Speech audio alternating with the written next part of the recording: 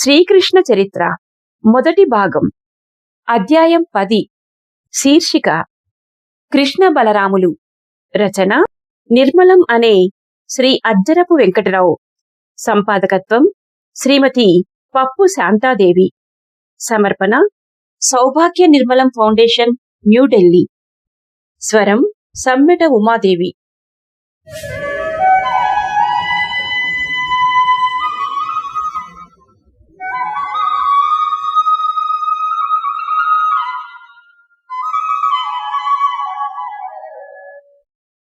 బాలకృష్ణుడు రేపల్లెలో దినదిన ప్రవర్ధమానుడవుతున్నాడు.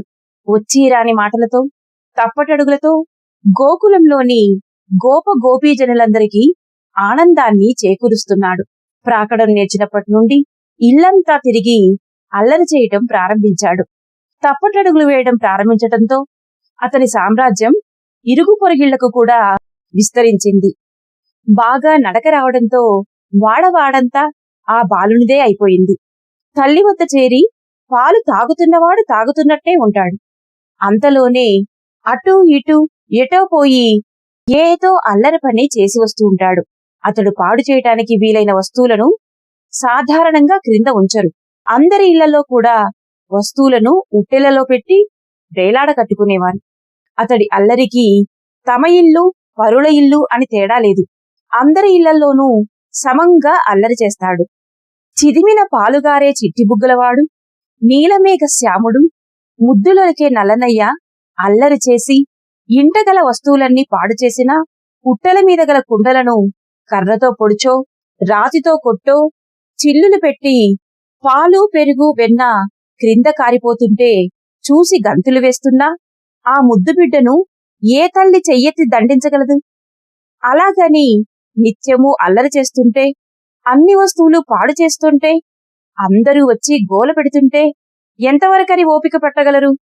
నిత్యము పొరిగిండ్ల నుండి ఏవేవో తంపిట తెచ్చేవాడు. యశోద ప్రాణం విసిగించేవాడు.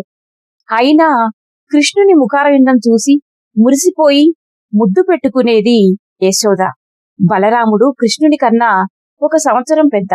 వయస్సును మించి పెరిగిన శరీరము, రూప సౌందర్యము, శరీర సౌష్ఠవము కలిగి చూపరులకు తృప్తిని ఆనందాన్ని కలిగిస్తాడు.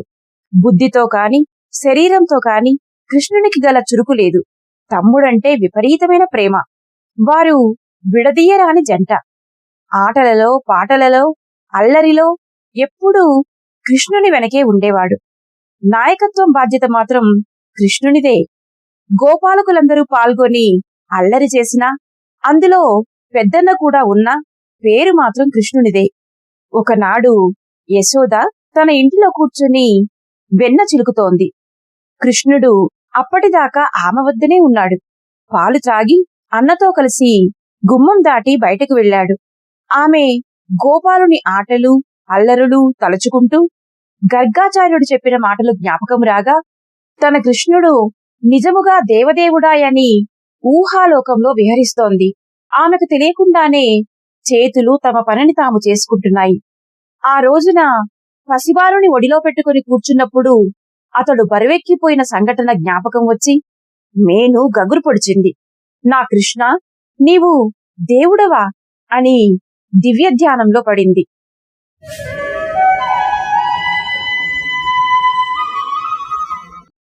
ప్రక్కింటి గోపకాంత లోపలికి వచ్చింది.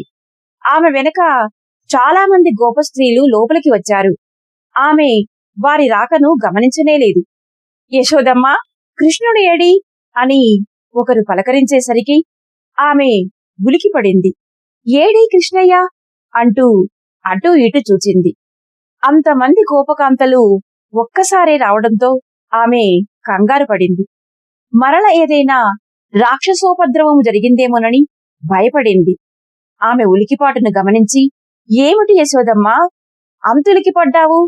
పరధ్యానంలో పడితే వెన్న ఏమి వస్తుంది చేతికి అని ఒక గోపకాంత నవ్వింది. యశోద తన పరధ్యానానికి తానే నవ్వుకొని అందరినీ పేరు పేరునా పిలిచి కూర్చోమన్నది. ఆమెలో తాను ముఖ్యుని భార్యని గాని తమకు మందలు భూములు చాలా ఉన్నాయని గాని కొంచెము కూడా గర్వం లేదు. అందరితోనూ చాలా స్నేహంగా ఉంటుంది. వాడలోని వారందరికీ ఆమంటే చాలా ప్రేమ. అందరి కష్టాలకి అడ్డుపడుతుంది, సుఖాలలో సహాయం చేస్తుంది. ఒక వృద్ధ గోపికను చూచి, ఏమిటత్తా అందరూ ఒక్కమాటుగా కట్టకట్టుకుని వచ్చారు అని అడిగింది. యశోదమ్మ, ఏమి చెప్పను, మా కష్టాలు నీతో చెప్పుకోవాలని వచ్చాము. నీ మంచితనము చూచినా, నీ ముఖం చూచినా చెప్పాలనిపించడం లేదు అన్నది. ఏమీ భయపడకండి అత్తా, ఏమిటో చెప్పండి, మీకు ఏమి సహాయం కావలసి వస్తే అది చేస్తాను. మీరందరూ సుఖంగా ఉంటేనే కదత్తా మాకు సుఖం అంది యశోద. అమ్మా యశోదమ్మ, నీ వద్దకు రావాలని చాలా రోజుల నుండి అనుకుంటున్నాము. ఇప్పుడు కాదు అంటూ ఎప్పటికప్పుడు వాయిదా వేసుకుంటున్నాము. ఇక ఆగలేక ఈనాడు వచ్చాము. ఏమిటత్తా, నాతో మాట్లాడటానికి అంత సంకోచం ఎందుకు? నేనేమి మీకు క్రొత్తదాననా? మీరు చెప్పినది ఎప్పుడైనా కాదన్నానా? చెప్పండత్తా, సందేహించకండి. అమ్మా యశోద, ఏమి చెప్పము తల్లి, మీ కృష్ణయ్య దుండగాలు సహించలేకపోతున్నాం తల్లి. ఎవరు?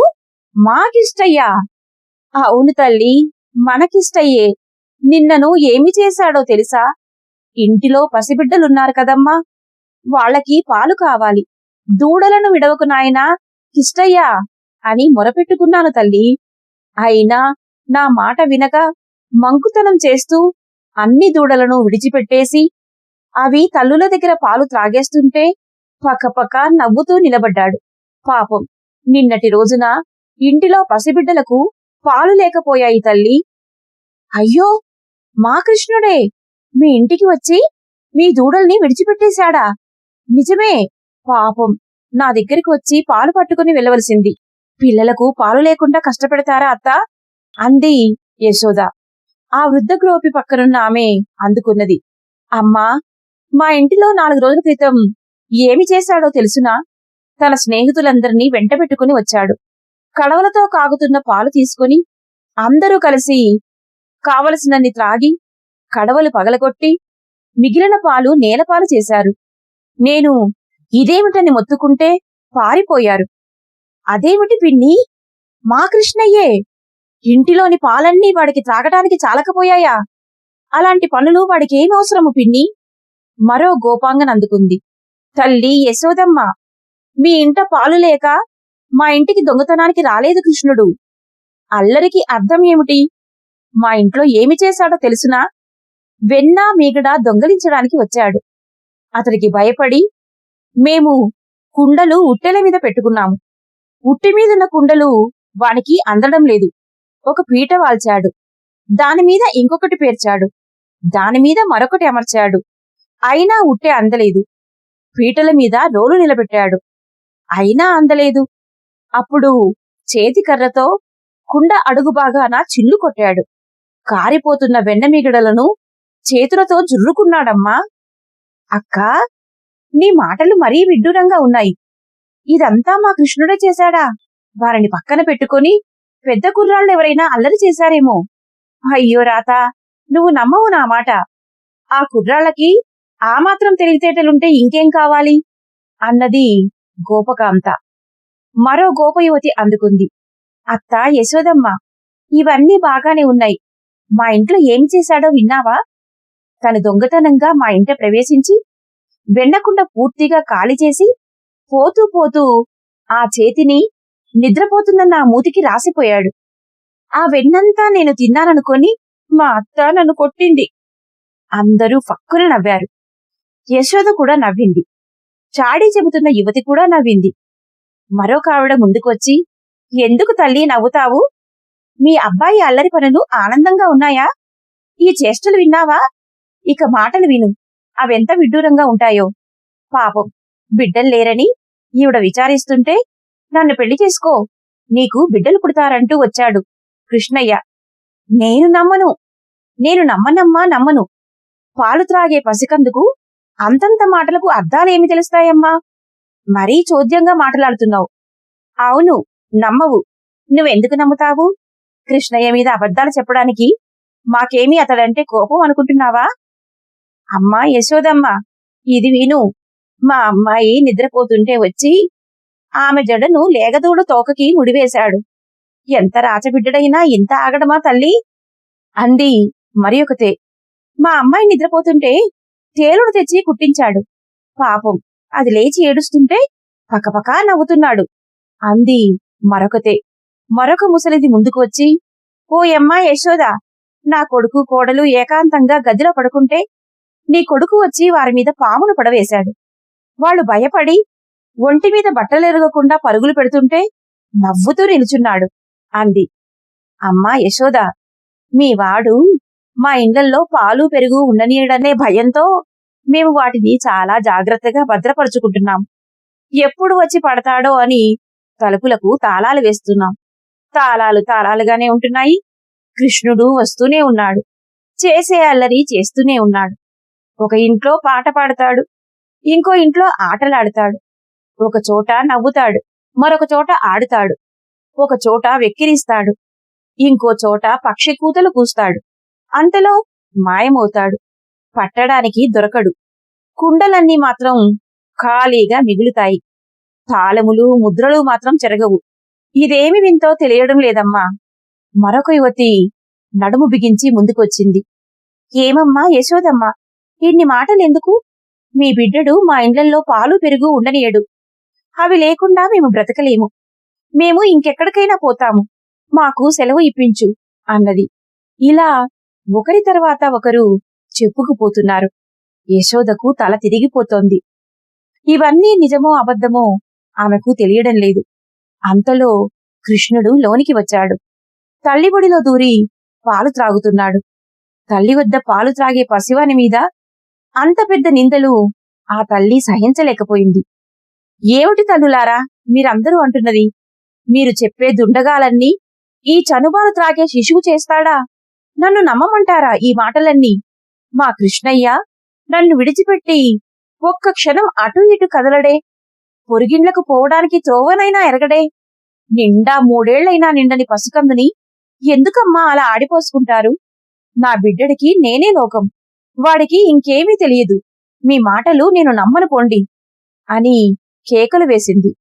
వెర్రిముఖం వేసుకుని వెళ్లిపోతున్న గోపకాంతలకేసి చూసి, అయ్యిందా శాస్తి అన్నట్టు నవ్వుతున్నాడు కృష్ణుడు.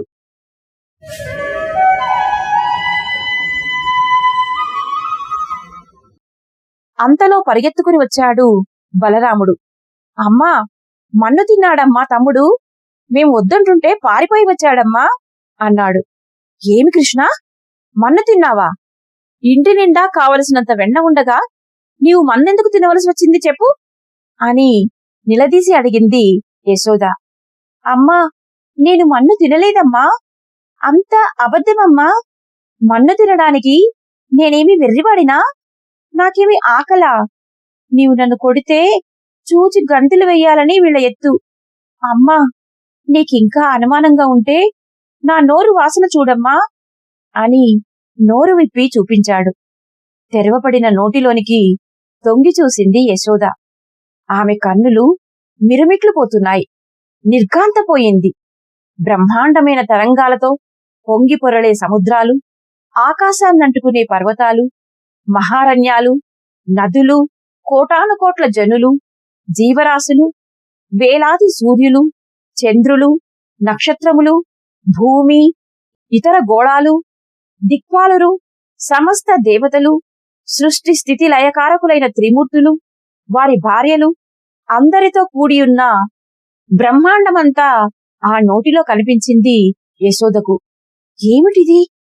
కళా నిజమా అని మరింత పరీక్షగా చూసింది. ఆహా, ఏమి ఆశ్చర్యము! ఇది కళా నిజమా? వైష్ణవమాయ? అసలు నేను యశోదనవునా కాదా? ఇది గోకులమేనా? ఏదైనా పరస్థలమా? బ్రహ్మాండ మండలాలన్నీ నా పసికూన నోటిలో ఆడుతుండడమేమిటి? ఏమిటి ఈ అద్భుతం మహానుభావ? కోటి సూర్య సముజ్వల ప్రభావ! నీవు ఆది విష్ణువేనన్నమాట సత్యము. నీవు అఖిల లోకారాధ్యుడవు, సర్వలోకాధీశ్వరుడవు. నా భర్త, నేను, మా ఆలమందలు, ఈ గోప గోపీజనము అందరము నీ నోటిలోనే ఉన్నాము. నీవు ఈశ్వరుడవు. మేము ఇంతవరకు పొరబడి ఉన్నాము, మమ్ము క్షమించు అంటూ స్తోత్రము చేస్తోంది. ఆమె కనుల వెంట అశ్రువులు కారుతున్నాయి. అంతలో నందుడు ఇంటికి వచ్చాడు. భక్తి భావోద్రిక్తయ్యి స్తోత్రము చేస్తున్న భార్యను చూశాడు. విషయము తెలుసుకున్నాడు. అతనిలో కూడా భక్తి పెల్లుబికింది. నా కన్నా అంటూ బిడ్డడిని ఎత్తుకొని హృదయానికి హత్తుకున్నాడు.